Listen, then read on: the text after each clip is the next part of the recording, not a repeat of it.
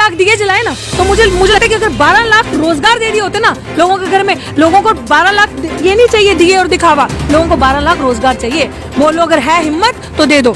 जो ये says itself the UP is the popular city in hate crimes, in rapes, in गुंडागर्दी। 1 करोड़ लोग मानते हो ना गरीब है, मानते हो ना, मान रहे हैं ना कि बेशरम सरकार के बेशरम मुख्यमंत्री जो इनके प्रधानमंत्री मान रहे हैं ना कि गरीबी है, तो किनकी वजह से? इसका मतलब 15 करोड़ लोगों के पास अगर खाना नहीं है तो ये तो मुंह से कह रही है, तो सोचो रियलिटी क्या होगी ये।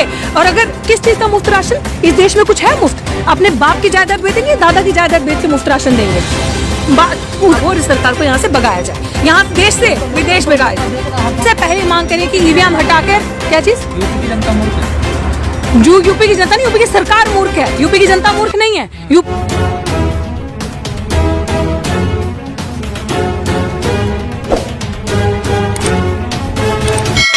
हम लोगों ने अधिकार यात्रा निकाली थी यूपी में, हम लोग यूपी का मुआयना करके आए, रियलिटी देख के आए क्या रियलिटी है वहाँ की। वाकई में वो एक ऐसा प्रदेश बन चुका है 2014 के बाद से कि जहाँ पे जाति पे ही वोट मिलेगा आपको। अगर आप जाति की सरकार के बाद अगर आप जाति की बात नहीं करेंगे ना तो वोट नहीं मिलेगा, क्योंकि इतनी नफरत लोगों के मन में भर चुकी है कि अगर आप बात करेंगे वहाँ पे राजनीति करेंगे जाति की, और अगर आप एक जात को सुप्रीम बताएंगे तो उसी के आधार पे आपको वोट दिया जाएगा। 1 नंबर। दूसरा नंबर, जितना बड़ा आपका गुंडा राज उतना बड़ा आपका वोट बैंक, ये हो रहा है वहाँ पे। लेकिन गृह मंत्री अमित शाह उत्तर प्रदेश में दूरबीन से गुंडे को खोज रहे हैं, लेकिन गुंडा मुक्त हो चुका है उत्तर प्रदेश। तो उनको कीजिए, दूरबीन से गुंडा खोज रहे हैं ना, ऐसे करके दूरबीन को ऐसे कर दीजिए, दूरबीन ऐसे है ना, दूरबीन को ऐसे कर दीजिए, गुंडा मिल जाएगा, खोजने की जरूरत नहीं है। तो अमित शाह गुंडे हैं क्या? बिल्कुल है। तो क्या आपने उनका पूरा इतिहास नहीं देखा, पुराना गुजरात का?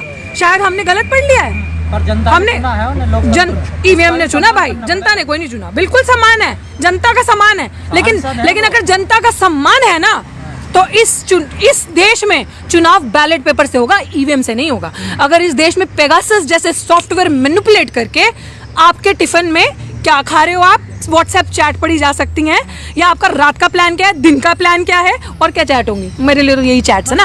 अगर सारी चीजें हो सकती हैं तो ईवीएम कोई बड़ी बात नहीं है। और अगर आप ये बात कह रहे हैं कि जनता ने चुना है, बिल्कुल इस देश में government for the people, by the people, of the people है। And if you really believe so, then जनता की आवाज है कि चुनाव इस देश में बैलेट पेपर से हो, ईवीएम से ना हो। बेट मी, अगर इस देश में जिस दिन चुनाव बैलेट पेपर से होगा, इस भाजपा गुंडी सरकार की, आरएसएस वालों की 1 सीट नहीं आएगी, आधी सीट नहीं आएगी, ये रोते बिलखते रह जाएंगे, 1 सीट नहीं आएगी। तो आप मानते हैं कि नहीं कि उत्तर प्रदेश में गुंडा राज खत्म हो गया, कानून का राज आ गया? जिस दिन बेटी सुरक्षित होगी, जिस दिन ये सरकार स्वास्थ्य, शिक्षा, रोजगार पे जाकर कहकर वोट ले आएगी, उस दिन वहाँ पे इस पे जो आप कह रहे गुंडा राज खत्म हो जाएगा, हम मान लेंगे। बेटी तो राजस्थान में सुरक्षित नहीं है, बेटी कहीं पे भी सुरक्षित नहीं है, बेटी बहन तो कहीं पे भी सुरक्षित नहीं है, लेकिन जो डेटा है, नहीं बिल्कुल लेते हैं, बिल्कुल लेते हैं हम। जहाँ पे भी बच्चियों के साथ, बहनों के साथ, माओ के साथ, बेटियों के साथ दरिंदगी होगी, जहाँ पे भी उनका इज्जत का, इस तरीके से उनके हकों का हनन होगा, वहाँ पे बात होगी और हम आवाज उठाते हैं। मुझे पता नहीं भाई आप कौन सी न्यूज मीडिया देखते हो। Data says itself the UP is the popular city in hate crimes, in rapes, in गुंडागर्दी। ये डेटा कहता है, मैं नहीं कह रही जी। लेकिन बड़ा प्रदेश है तो क्या मतलब, बड़ा प्रदेश है तो उतनी सुरक्षा होनी चाहिए, क्योंकि उतने सिटीजन है वहाँ पे, पुलिस का उतना ज्यादा दायित्व होना चाहिए, पुलिस की उतनी बड़ी रिस्पॉन्सिबिलिटी होनी चाहिए कि जहाँ की संख्या ज्यादा है वहाँ पे ज्यादा सुरक्षा हो, कि जहाँ पे कम लोग हैं वहाँ पे इतनी ठीक है, वहाँ पे भी सामने डिटेक्ट हो जाएगा कि किसने बेईमानी करी, क्या करा। लेकिन जहाँ पे ज्यादा, ऑब्वियसली जिस जगह पे ज्यादा खतरा होगा उसी जगह पे तो हाई अलर्ट भी होगा ना, उस जगह पे ज्यादा सिक्योरिटी रहनी चाहिए। तो ये तो उतनी बड़ी जिम्मेदारी बनती है, तो इसीलिए तो कह रहे हैं कि सरकार फेल, इस सरकार का फेल्यूर है, ये सरकार फेल है हर तरीकों से। आप मुझे बता दो ना, 2014 के बाद से हिम्मत है इस सरकार की, या हिम्मत है मोदी जी की जो मुंह सिल के बैठे हैं, बोल दो कि मैं स्वास्थ्य, शिक्षा, रोजगार पे अगर मैंने आपको नौकरियां दी है, इस पे वोट देके दिखा दो, वोट लेकर दिखा दो। इस देश की जनता को स्वास्थ्य मंदिर बना रहे हैं, मंदिर के लोग। इस देश की जनता को नहीं, कुछ लोगों को, कुछ बहुत कम लोगों को ये चीजें चाहिए, जो ये दंगे, जो जिनके बीच में नफरत है, जिनको जातियों के बारे में बात करनी हो, जिनको जातियों को बनाए रखना है, सिर्फ उन लोगों के लिए, बाकियों के लिए नहीं। देश में 130 करोड़ के हिसाब से आबादी है, तो आप इसको उस संक्षेप में मत कीजिए कि लोगों को चाहिए, नहीं। ये वो चीज है जो मीडिया दिखा रहा है, ये वो चीज नहीं है जो असली रियलिटी है ग्राउंड पे। जी, योगी सरकार डंका पीट रही है कि हमने उत्तर प्रदेश को स्मार्ट प्रदेश बना दिया।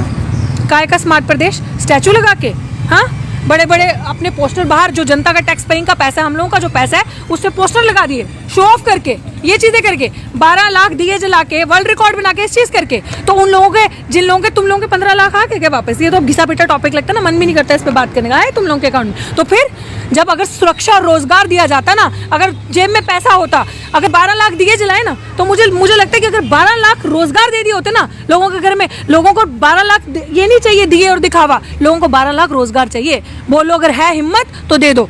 जो ये लोगों को होली तक मिलेगा मुफ्त राशन, 15 करोड़ लोगों को ना राशन नहीं चाहिए, रोजगार चाहिए।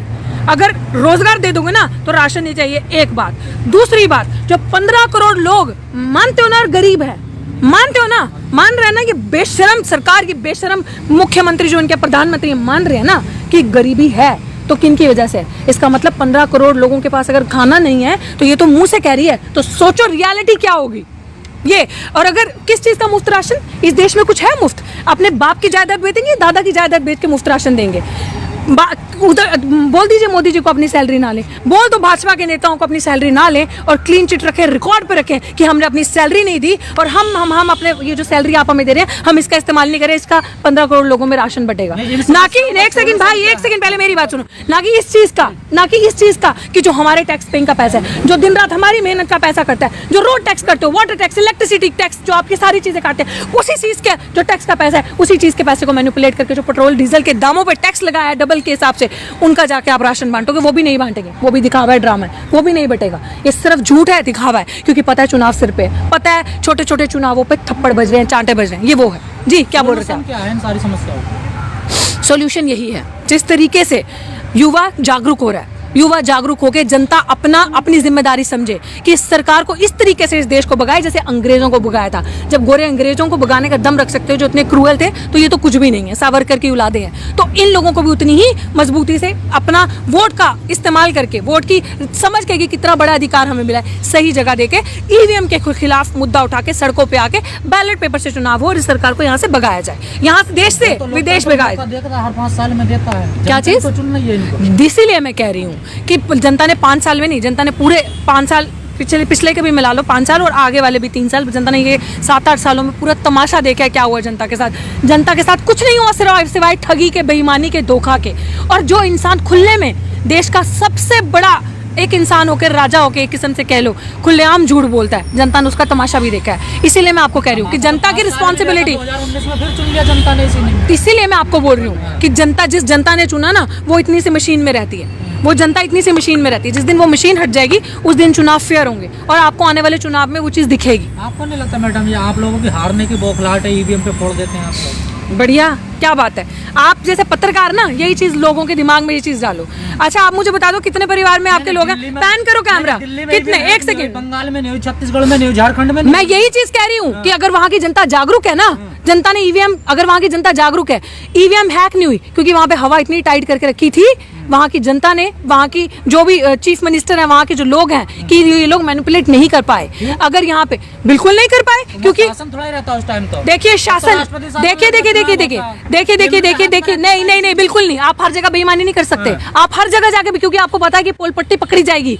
इसी तरीके से जितनी वहाँ की जनता पढ़ी लिखी, अवेयर, जागरूक है, डर था, प्रेशर बनाया था वहाँ की, इसीलिए युवाओं को भी सड़कों पे आके इकट्ठे होकर जरूरत है। सबसे पहले मांग करें कि ईवीएम हटाकर, क्या चीज? यूपी की जनता मूर्ख है।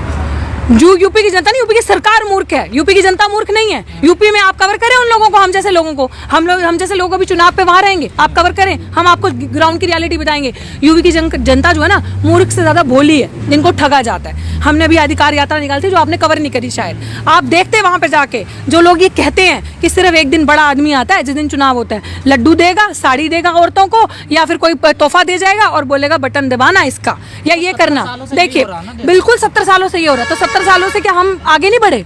70 सालों में हमने बहुत प्रोग्रेस की है, तो हम वही चीजें करते रहेंगे जो 70 सालों में होता रहेगा। अपने हक की आवाज उठाएंगे ना। इंसान पढ़ता क्यों है? इसीलिए तो पढ़ता है कि आगे आके बोले, आगे की चीजों को समझे और देखे, दिखाए इस ऐसी सरकार की आपको फेलियर्स दिखाए। तो वही तो हम काम कर रहे हैं ना, तो हम वो काम होने नहीं देंगे। जी